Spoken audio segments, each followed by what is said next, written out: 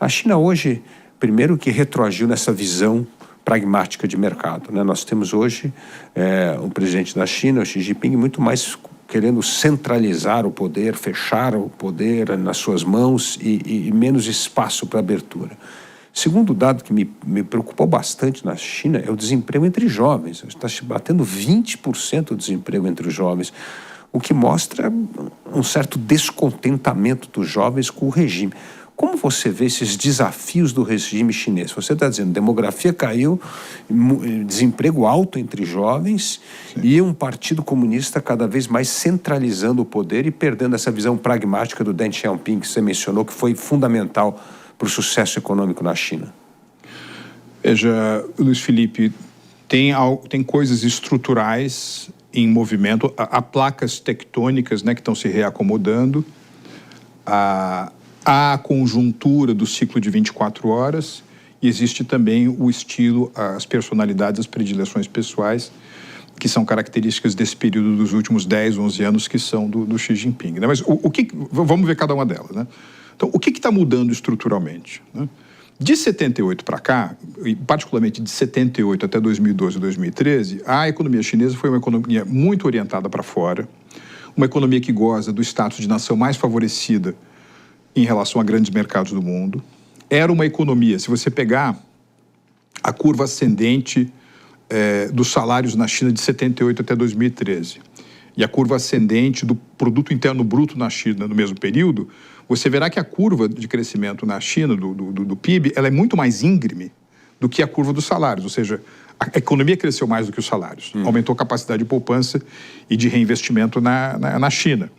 A China teve uma agressivíssima diplomacia empresarial nesse período e, com isso, ela construiu um modelo de nação comerciante que foi muito importante na China até 2012 e 2013. Para você ter uma ideia, em 2006, que é o ápice desse modelo, tudo aquilo que a China exportava, somado a tudo aquilo que a China importava, dava 67% do PIB chinês. Eu olhei hoje de manhã, que eu sabia que eu vinha falar com um cara inteligente, que era o Luiz Felipe, de novo esse número. Sabe quanto está? 35%. Caiu quase metade. Né? Então, e aí, se você vê também, mais uma vez, a trajetória dessas duas curvas, nos últimos 10, 12 anos, os salários na China crescem mais do que a economia. O que está transformando também a China numa grande sociedade de consumo, tá certo? Eu mencionava agora há pouco as projeções do PNUD, né? Em 2030, um país que tem vai ter 1,4 bilhão de pessoas para 1,1 bilhão de consumidores. Uma gigantesca sociedade de consumo. A China não é mais um país de baixo custo. Se você for olhar aqueles setores que ainda são muito dependentes da remuneração da força de trabalho, dos salários para a composição do seu custo final, tem vários setores que já saíram da China e estão saindo progressivamente. Bangladesh está recebendo muito têxteis e confecções. O Vietnã, máquinas, equipamentos, autopeças. A Índia, absorvendo... Quando eu era criança, Luiz Felipe, papai me dava um brinquedo, estava escrito assim no brinquedo, Made in Japan. Depois o brinquedo ficou Made in Hong Kong. Depois o brinquedo ficou Made in Korea. Mais recentemente ele ficou Made in China. E agora, eu estava conversando com um grande economista indiano esses dias, e ele me disse que a Índia está prestes a assumir a posição de maior produtora mundial de brinquedos.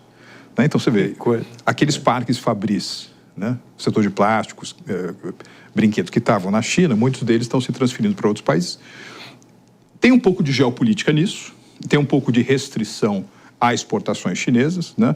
Porque, na realidade, o que acontece é, vamos supor, você tem uma administração nos Estados Unidos que decide elevar tarifas para todos os países, mas coloca uma tarifa adicional de produtos oriundos da China. O que os próprios chineses fazem? Eles promovem uma diáspora do seu parque produtivo. Eles vão produzir na Tailândia, em Mianmar, em Vietnã, como você mencionou. Exportam para desses países para os Estados Unidos e, portanto, acabam ficando com uma parte importante da lucratividade e economizam tarifas. Então, isso está acontecendo também, de modo que hoje, um dos fenômenos mais interessantes no mundo, e que pouca gente fala, é a desindustrialização da China, não é certo? E essa desindustrialização, por vezes, faz com que o setor manufatureiro da China não seja mais tão capaz de absorver essa mão de obra de gente que está na população economicamente ativa. Só que há também uma certa mudança geracional na China. tem gente entre 20 e 26 anos de idade que se vê trabalhando numa empresa de tecnologia ou de robótica, né, ou de mobilidade de última geração, mas não se vê trabalhando, né, numa manufatura tradicional. Também tem esse jogo, a sociedade chinesa está mudando, e é um desafio muito grande. Aí você tem o terceiro elemento, que é o elemento da personalidade, e eu acho que o que o presidente chinês tem feito é utilizar a conjuntura internacional, que se tornou mais adversa para a China, há mais resistência contra a China. Eu estou impressionado, por exemplo, como nos Estados Unidos, na Índia, há um sentimento muito forte anti-China, mesmo na Europa, um sentimento anti-China muito forte. E que eu entendo que ele utilizou esse argumento para convencer os seus pares, né, a quebrar aquela regra um pouco construída desde o final dos anos 70, né, de você ter 2 mandatos e depois há uma sucessão de lideranças para, mais uma vez, legitimar que em tempos extraordinários você precisa de medidas extraordinárias e, portanto, o Xi Jinping está ficando mais tempo e, sem dúvida alguma, com uma mão mais pesada na sociedade, mais pesada na economia. E aí um amigo nosso, professor de Harvard, o Graham Allison, né, que escreveu o famoso A Armadilha do Tucídides, né, que tinha muito a ver com isso, né, quando um poder emergente acaba desafiando uma potência estabelecida. Então, o poder emergente hoje é a China desafiando o poder estabelecido dos Estados Unidos, que, na verdade, é a grande potência desde o fim da Segunda Guerra Mundial, né? Então, isso também aumenta essa tensão e esse clima anti-China, que precisamos nos proteger da China, né? E principalmente a questão de Taiwan, né? Que é uma questão muito importante, delicada nesse momento. E esse livro é interessante, você se lembra muito bem, que ele estuda 16 países, né? 12 terminaram em guerra e só 4 que não. Como é que você vê essa armadilha do Tucídides nesse sentido da China querendo o seu lugar proeminente nas relações internacionais? Para minha felicidade, eu tive com o Graham Allison no mês passado. Que bom. Nós tomamos um café junto e você sabe que o livro dele, né, o Destinados à Guerra, né, China, Estados Unidos e a Armadilha de Tucídides, ele começa com uma frase das guerras do Peloponeso do Tucídides, que foi a ascensão militar de Atenas e o medo que isso gerou nos espartanos, que transformou as guerras, né, entre as cidades-estados na Grécia como algo inevitável, né? Tem muita gente no mundo, Felipe, que acha que nós já estamos vivendo uma Segunda Guerra Fria.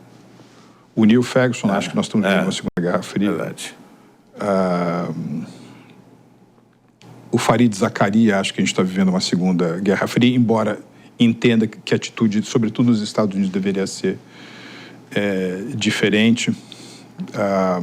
O Graham Allison, quer queira, quer não, acabou oferecendo a moldura conceitual necessária para o desenvolvimento de uma política de Guerra Fria, de nova Guerra Fria para os Estados Unidos. Você deve ter lido um artigo que saiu na revista Foreign Affairs no ano passado, no final do ano passado, do Jake Sullivan, né, o conselheiro de segurança da Casa Branca, as fontes do poder americano. No limite, aquilo ali é quase que uma certidão de nascimento de uma nova Guerra Fria, né? Eu entendo que existe essa mega competição e, a depender da tonalidade, você pode dizer que tem uma nova Guerra Fria. Eu torço para que isso não acontecesse, né? Uma competição, sim. Aqueles, acho que são mais cautelosos, gostam de utilizar a expressão small yards, high fences, né? Quer dizer, jardins pequenos onde se dá a competição e é muito difícil você penetrar porque os muros estão muito altos, né? As cercas estão muito altas, mas a verdade é que durante esses 4 anos do presidente Biden, as cercas não diminuíram de altura e o campo acabou aumentando. O número de áreas, por exemplo, de bens tecnológicos ou de insumos, onde se dá essa mega competição. Essa é uma questão delicada também do ponto de vista brasileiro, né? Porque, por um lado, nós temos uma tradição democrática, estamos comemorando 200 anos, né, da relação Brasil e Estados Unidos agora. Aliás, é uma pena, né, porque as sociedades se gostam muito, estão sempre muito perto, os governos... hoje, Brasil e Estados Unidos não têm um único grande projeto estratégico junto, o que é uma pena. E a China é o principal destino das nossas exportações e é cada vez mais também uma fonte importante de investimento estrangeiro direto no Brasil, né? Então a gente, enfim, o Brasil tem que ter muita sabedoria para jogar esse jogo, né? Os chineses conhecem muito história e gostam de história. Essa talvez seja uma boa notícia, né? Por evitamento de uma tensão mais grande. Porque, por exemplo, vamos supor que os chineses fossem fazer um primeiro movimento em relação a reincorporar Taiwan. Isso seria, eu acho que, respondido de uma maneira muito forte por parte dos Estados Unidos, eu diria até que por parte de outras potências ocidentais, o que geraria uma série de eventos indesejáveis e de potencial destruição incalculável.